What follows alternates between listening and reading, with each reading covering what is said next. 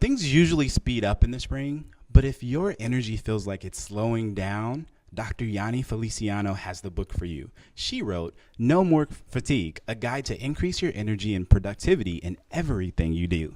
Hi. Welcome. Thank you. So, Dr. Yani, increase your energy and productivity in everything that you do. What qualifies you to write this book? I am a chiropractor and a health and wellness advisor, and I've seen thousands of patients, and I've helped them with this problem.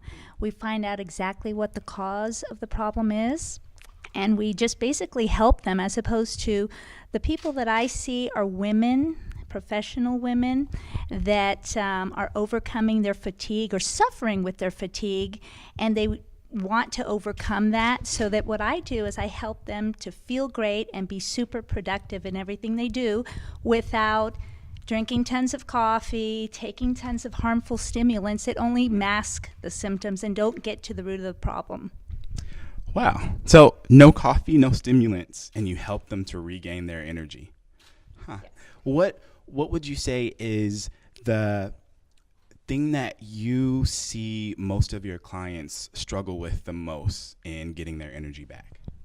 Well, the main thing is I see so many different clients, and fatigue is a symptom of many different problems. So there's not just one problem. They have many problems that can manifest in fatigue. So what we do is we dig down deep and we find out the root of their individual problems and fix it so that they can have the energy that they used to have or maybe never had before but want to have, and really change their life so that they can do the things that they really love and they really want to do, and not be just having difficulty getting out of bed or just not thriving in life.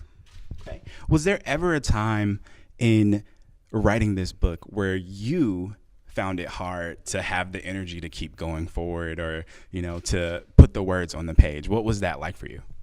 Oh, yes. I have a full-time job, and when I was writing the book, I started writing the book around 11 o'clock every night, and I would write till maybe 1:30. By the time I got myself ready, it was 2 or 3 o'clock at night. I'd go to sleep. I'd have to get up at 7.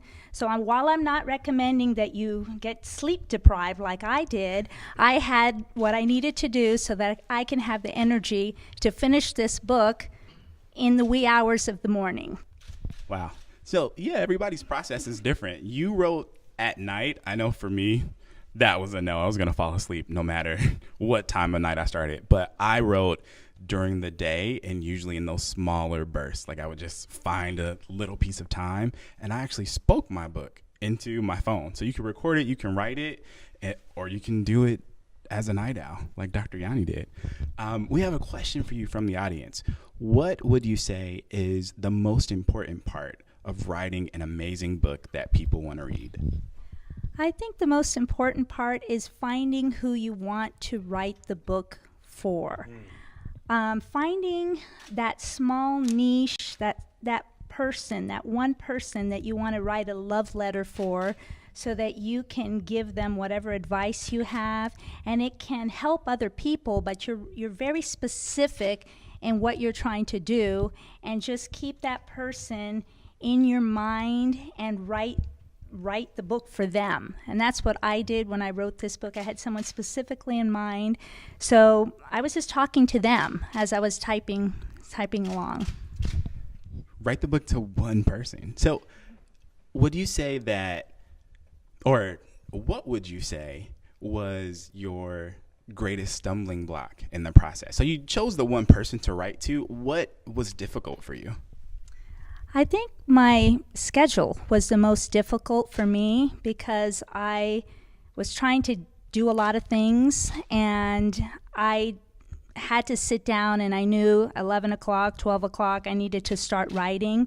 And if I didn't feel the flow, I had to get into the flow quickly, because I only had a short amount of time to get it going.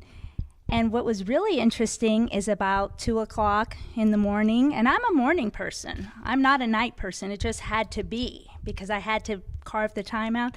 But 2 o'clock in the morning, it's flowing. And I'm like, oh my God, I got to keep going. Oh, it's 2:00, it's 3:00. But I just putting putting the pen down or stopping the writing was hard once the flow started happening. Sounds like a good problem to have.